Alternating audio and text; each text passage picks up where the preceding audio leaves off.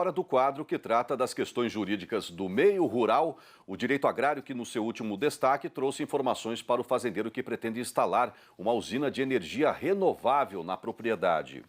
A pauta de hoje é o crédito fundiário. O advogado Pedro Putini Mendes vai comentar sobre a possibilidade de venda dos lotes adquiridos com crédito fundiário por meio de associações de pequenos produtores após a quitação.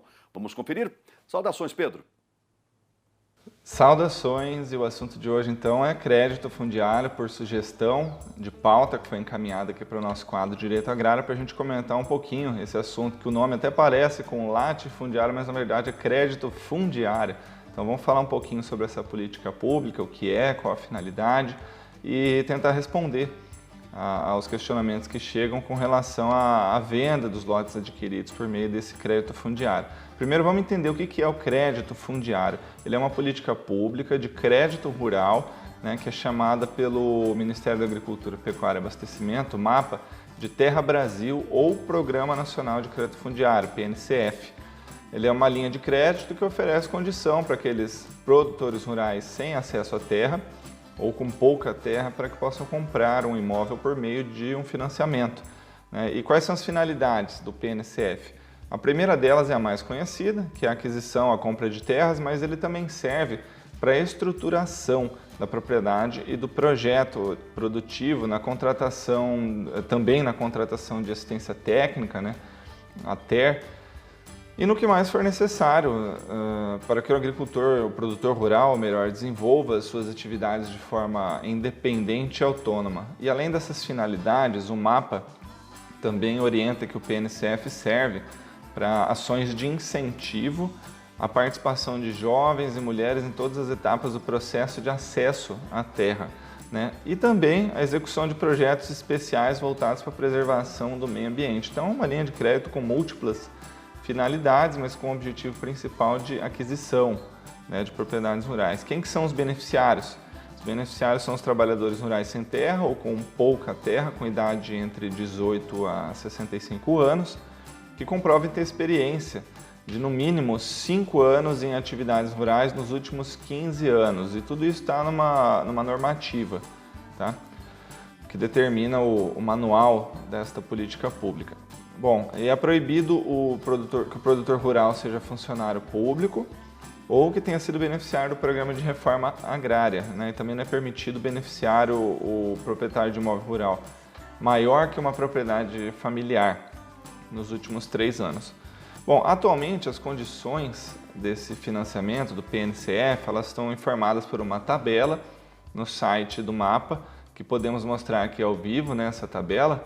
E essa tabela, ó, podemos observar aqui 3 linhas de crédito, suas regiões, abrangência, renda anual, teto financiado, juros anuais e prazo para pagamento. Vejam só, então basicamente 3 linhas de crédito, PNCF social, PNCF+, e o PNCF empreendedor, né? Bom, e vamos às dúvidas. Assim como acontece nos casos de lotes de reforma agrária, também surgem dúvidas quando da venda desses lotes adquiridos no PNCF.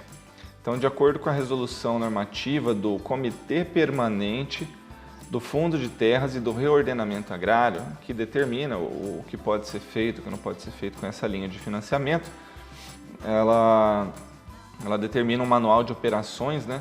Os beneficiários podem repassar a propriedade da terra e benfeitorias, assim como as dívidas correspondentes, somente com autorização da unidade estadual, que é chamada de UTE, né? Até muito conhecida por esses beneficiários, né? E observados ainda os estatutos, né? Porque normalmente esse crédito ele é acessado por meio de associações. O produtor primeiro busca parceiros para fazer a associação.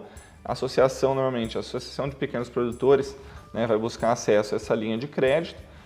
Então, essa associação vai ter um estatuto e, normalmente, esse estatuto também vai determinar algumas regras para as vendas, né? Caso esse estatuto seja omisso, a gente vai para os manuais.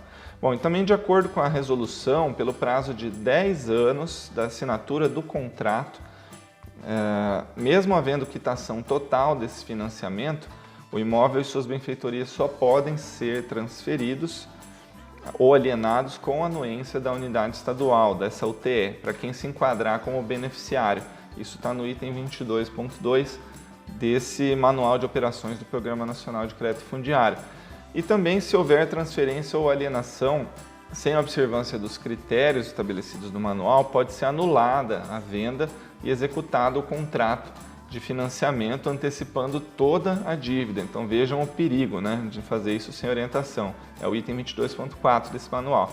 Portanto, respondendo às dúvidas que chegaram com relação a esse assunto, para vender a terceiros não beneficiários, primeiro é necessário quitar o financiamento, né, já que estará alienado um bem público, assim como no caso da reforma agrária, que nós já comentamos aqui essas situações, né? E depois de quitado, transferida a propriedade particular, né, na forma de lotes, é necessário observar as regras do estatuto ou do regimento dessa associação que adquiriu, né? E se a intenção for vender dentro do prazo de 10 anos, só com autorização da UTE, desde que o comprador seja beneficiário, enquadrado no programa de crédito fundiário, né? E aí, se após a quitação desse financiamento houver qualquer morosidade da UTE para transferência do domínio privado desse imóvel com direito, como o direito à propriedade ele é um direito líquido e certo, que nós dizemos, né?